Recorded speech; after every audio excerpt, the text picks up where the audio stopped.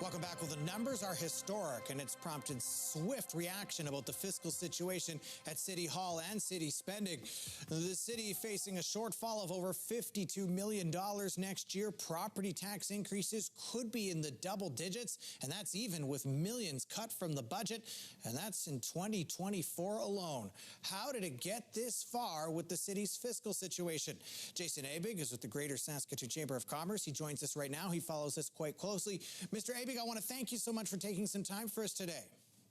Thank you. So if the city didn't make any cuts to its budget, property taxes would have to go up about 18%.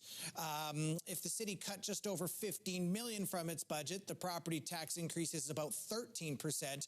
And even if the city cut about $35 million, homeowners would still see a property tax increase of about 6%. Businesses obviously could feel the effects of this. What was your reaction, your thoughts when you first saw these numbers? I think the word would be stunned. I think we had all started to prepare for the idea that the city was facing some sort of deficit, some sort of fiscal gap heading into this next 2-year cycle. And by most accounts, that was going to be in the $10 to $15 million range.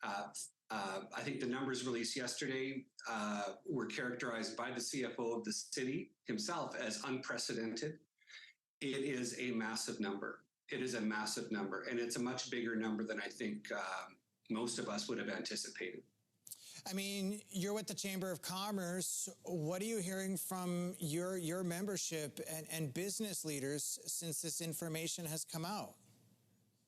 Well, not surprisingly, I think anger, perhaps some frustration, because I think over the course of the last several years, I certainly know that our organization, the business community writ large, has been talking about trying to put greater emphasis on the expense side of the ledger, as opposed to just looking at where to get more revenue. This is an expenditure problem. This is a spending problem. This isn't a revenue problem.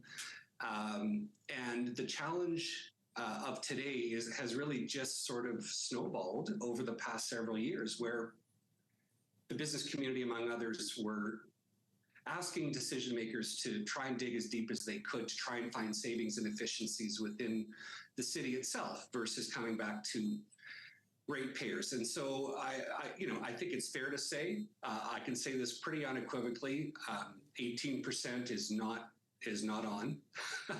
13% is not on. I would say to you 6 or 7% is not on. We have got to find a way to close this gap while at the same time keep growing, because the rest of the world isn't going to wait for us to catch up. And if we don't continue to grow in the way that we need to, we are going to have even bigger challenges down the road than we're facing today. I mean, it's interesting you brought up that it's a spending problem. I mean, we did some research. Calgary posted a surplus in 2022.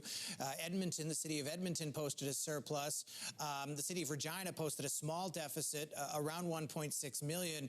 The city of Saskatoon last year posted nearly $11 million deficit, which the city had to pull money from reserves from to cover. I mean, everybody's facing inflation forces, but obviously it appears that Saskatoon is not in the same situation as other cities that have financial books that look comparatively better. What do you think needs to happen? What's your message going to be to city leaders? And where do you think the city does need to put some money and cut? Well, I think you hit the nail on the head, is that I don't think it's acceptable probably to anyone, and I would include council in this, that it's only because of inflation. This is a constellation of decisions and actions that we've taken over the last several years that have put us here. And there's no one else to blame for that. We are here because of the choices we've made. In terms of going forward, we're going to have to close this gap, and we're going to have to get very intentional and serious about it. So our recommendations to council this time and admin this time is push the dollars and the service quality to the front lines: fire, policing, snow, waste. Start there, and then work your way out to decide whether or not something is in fact worthy of more investment or a potential cut. Secondly, invest in priorities that directly expand the tax base. We need more taxpayers here. That's part of this equation. So anything that can expand the residential or commercial tax base, that should get up high on the list for investment. We need to increase user fees. Minimally, we have to look at user fees for some of the facilities and programs we have. And if there are existing fees, we have to increase them so that at least it's a voluntary choice at the end of the day for someone to use those services or programs, and it's not being paid on the property tax. We have to look at reducing operating hours for non-essential services and facilities. It's a tough pill to swallow, but we're going to have to look at that.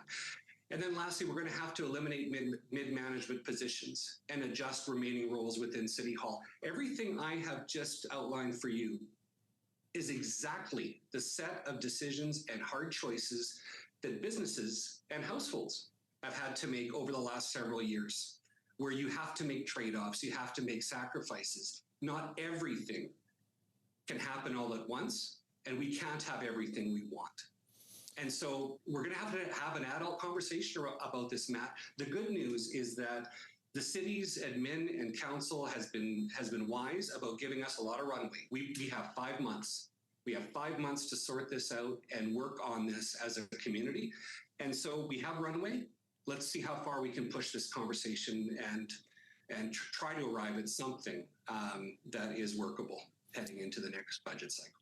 Mr. Abig, I always give my guests the last word. Last 30 seconds to you. Is there anything that you want to add? Look, we're a growing city and we have lots of challenges. And those challenges often come with really high costs. And so at the end of the day, we will find our way through it. We just have to, I think, be level-headed about it and be as practical as we can about what we can afford and what we can't. And hopefully we close that gap and we get to a place where we can not only reduce what could be a massive property tax increase on people and get to a place where it is manageable and we can keep growing the way we have. Well, we'll continue to watch this as it unfolds. Mr. Jason Abig with the Greater Saskatoon Chamber of Commerce, I want to thank you so much for being with us today. Thank you, Matt. That, of course, a preliminary budget report, and of course, we'll continue to monitor the discussions around that over the next few months.